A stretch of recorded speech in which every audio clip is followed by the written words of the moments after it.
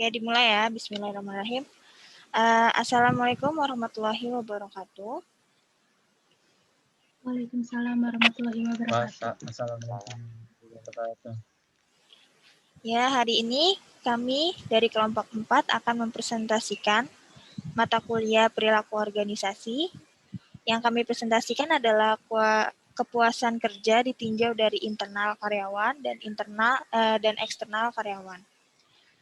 Lanjut, saya kenalkan rekan-rekan saya dari kelompok 4. Yang pertama ada Kukuh Wiguna, lalu selanjutnya ada Bu Khori, selanjutnya lagi ada Catur Azriel Yultiano, lalu selanjutnya ada Muhammad Argenta, dan selanjutnya ada saya sendiri Aldila Nur Salma, dan yang terakhir rekan saya Zulfa Nur Zahidah Ahmad.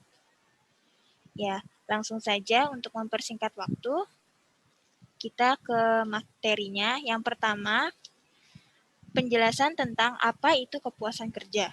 Penjelasan ini akan dijelaskan oleh Kukuh. Untuk Kukuh, waktu dan tempat dipersilahkan.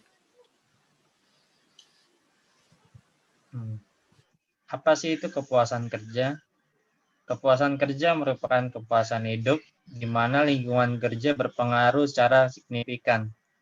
Seseorang yang dapat meraih dan memiliki kepuasan kerja apabila individu itu memiliki pemimpin yang baik dan motivasi kerja yang positif yang dapat dijadikan dukungan kondusif dalam suasana kerjanya. Atau sikap umum seorang individu terhadap pekerjaannya menurut Robbins 2002. Terus menurut Davis 1996, kepuasan kerja adalah seperangkat perasaan yang menyenangkan atau tidaknya pekerjaan karyawan.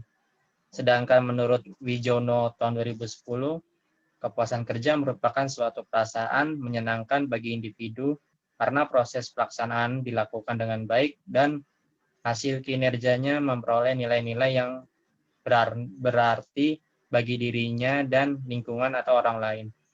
Dan selanjutnya akan dibawakan Bu Khori.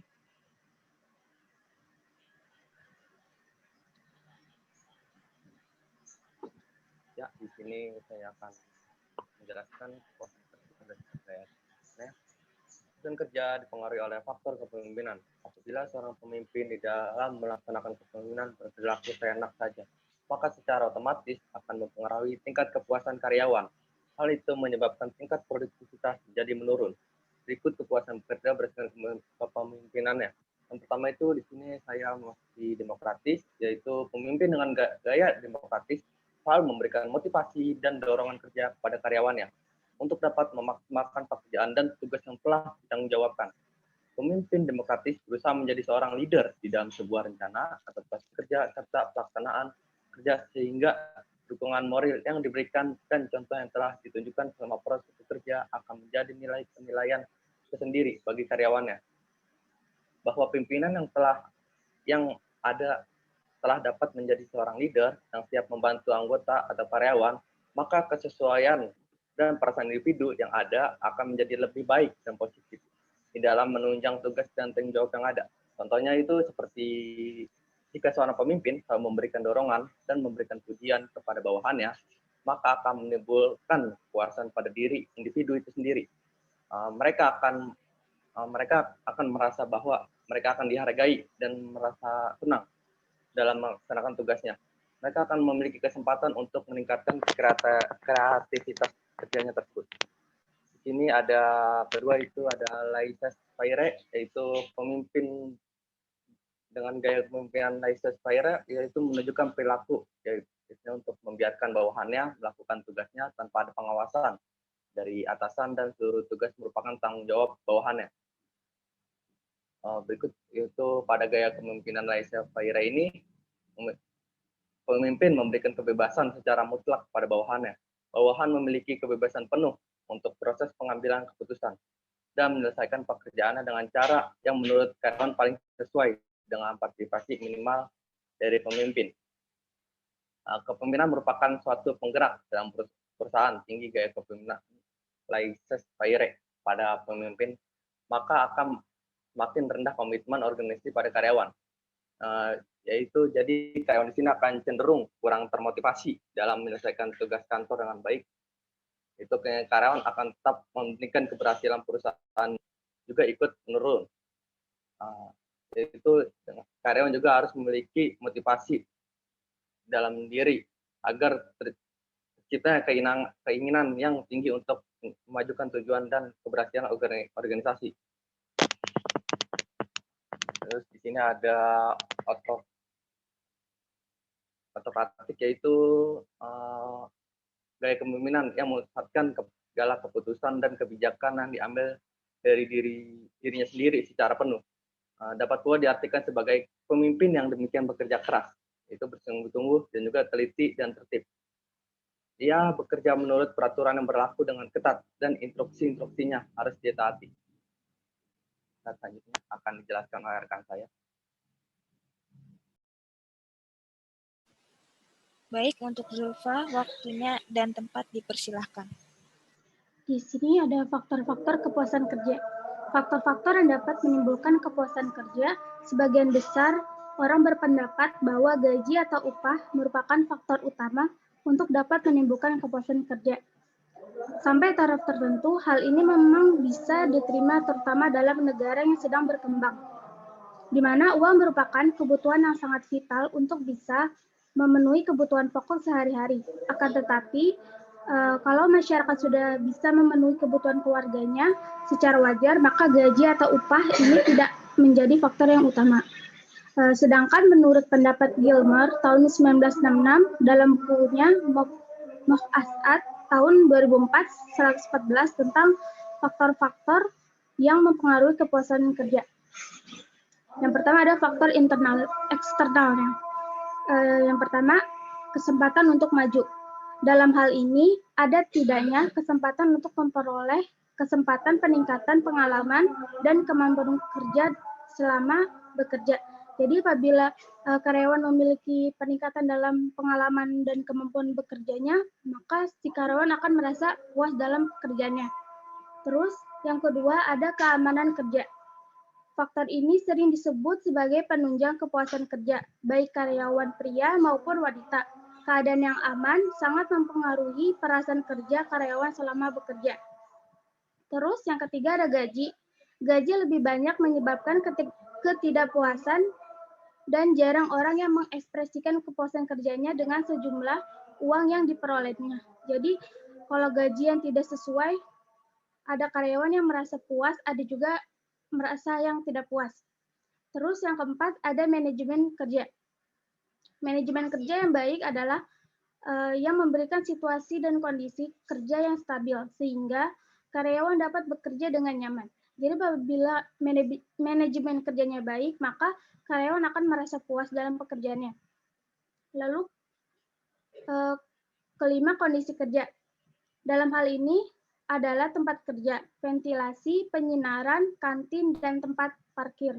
Jadi di sini apabila kondisi kerjanya, maksudnya kondisi di lingkungan kerjanya itu baik, maka karyawan akan merasa puas. Lalu ada pengawasan atau supervisi.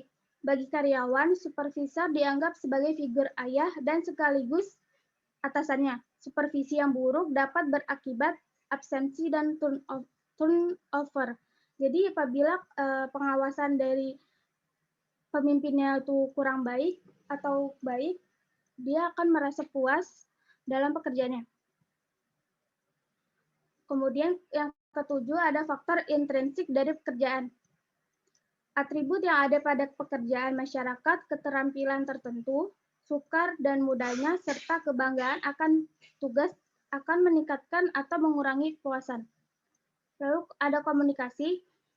Komunikasi yang lancar antara karyawan dengan pimpinan banyak dipakai untuk menyukai jabatannya. Dalam hal ini, adanya kesediaan pihak pemimpin untuk mau mendengar, memahami, dan mengakui pendapat atau prestasi karyawannya sangat berperan dalam menimbulkan kepuasan kerja. Lanjut, ada aspek sosial dan pekerjaan. Merupakan salah satu sikap yang sulit digambarkan, tetapi dipandang sebagai faktor yang menunjang kepuasan atau tidak puasnya dalam bekerja. Yang terakhir, ada fasilitas. Fasilitas yang dimaksud dari hal ini seperti rumah sakit, cuti, dana pensiun, yang merupakan standar suatu jabatan dan apabila dapat dipenuhi akan menimbulkan rasa puas. Jadi dalam hal ini apabila ada karyawan yang mengalami kecelakaan, dia akan diberi fasilitas oleh pihak perusahaan tersebut yang menimbulkan si karyawan akan merasa puas dalam pekerjaannya.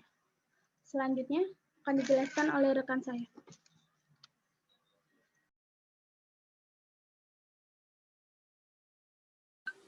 Baik, terima kasih Zulfa atas penjelasan tentang faktor-faktor kepuasan kerja dari eksternalnya. Nah, di sini saya akan menjelaskan menurut pendapat Glimmer tahun 1966 dalam bukunya Most Ahad 2004 halaman 114 tentang faktor-faktor internal yang mempengaruhi kepuasan kerja sebagaimana mestinya.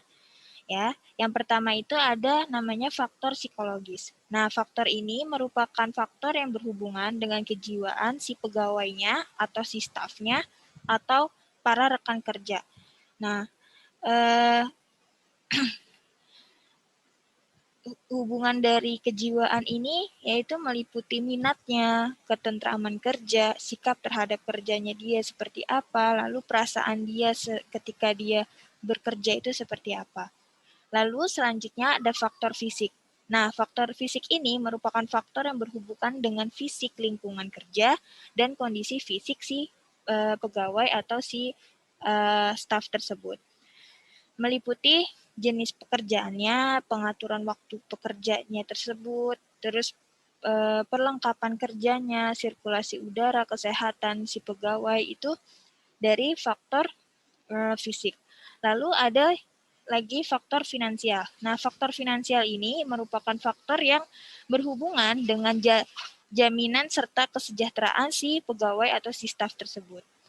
Nah, dari finansial ini meliputi dari sistem penggajian, sama seperti yang eksternal tadi, terus juga jaminan sosial, besarnya tunjangan, fasilitas yang diberikan, promosi, dan lain-lainnya.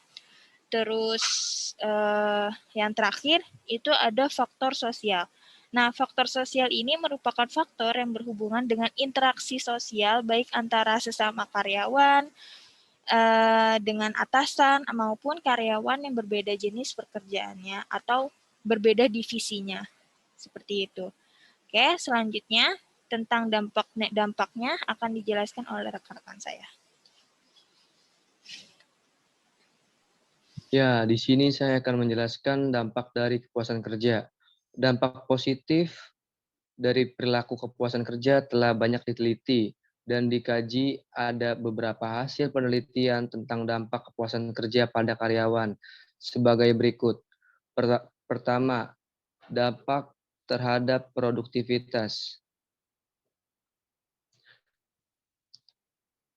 Dampak terhadap produktivitas ditemukan bahwa jika kepuasan dan produktivitas data digabungkan untuk sebuah perusahaan secara keseluruhan, menemukan bahwa perusahaan yang banyak memiliki karyawan puas cenderung lebih efektif daripada yang memiliki sedikit karyawan yang tidak puas. Yang kedua, ada dampak terhadap kepuasan konsumen.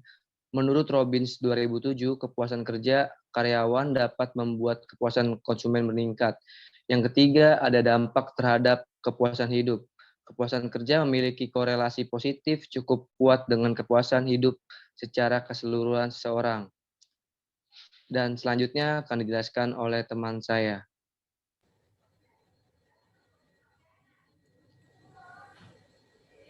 Adapun lanjutan dari dampak berikut adalah dampak negatif. Apabila kepuasan kerja itu tidak tercapai atau karyawan tidak puas dalam pekerjaan, maka ada beberapa dampak yang terjadi sebagai berikut. Dampak pertama, tentu bisnis atau usaha yang dijalankan juga akan terkena dampaknya, seperti menurunnya produktivitas, hingga lebih buruknya yaitu menimbulkan kerugian. Lalu dampak yang kedua adalah keluarnya pegawai. Biasanya karyawan yang tidak puas tidak akan berpikir dua kali untuk meninggalkan sebuah perusahaan. Lalu dampak yang ketiga, adanya hubungan antara rekan kerja yang tidak harmonis, seperti saling fitnah dan menyalahkan, terus tidak ada sikap loyal dan saling membantu. Lalu yang terakhir, dampak keempat, yaitu berdampak kepada kepuasan pelanggan. Karyawan yang bekerja dengan setengah hati biasanya tidak akan memberikan pelayanan yang terbaik, sehingga pelanggan adalah pihak juga yang akan dirugikan. Lanjut. Ya, di sini ada kesimpulannya. Jadi, kepuasan kerja itu mengacu pada keseluruhan sikap yang akan terjadi pada diri setiap individu secara umum terhadap pekerjaannya. Jadi, faktor-faktor yang dapat mempengaruhi kepuasan kerja diantaranya kondisi kerja atau lingkungan kerja, peraturan atau budaya organisasi, serta karakteristik organisasi, kompensasi yang memuaskan, efisiensi partner. Mungkin cukup sekian dari kelompok kami. Apabila ada kesalahan katanya mohon dimaafkan. Wabillahi taufiq walhidayah. Wassalamualaikum warahmatullahi wabarakatuh. Waalaikumsalam warahmatullahi wabarakatuh. Baik, terima kasih semua rekan sudah ikut berpartisipasi.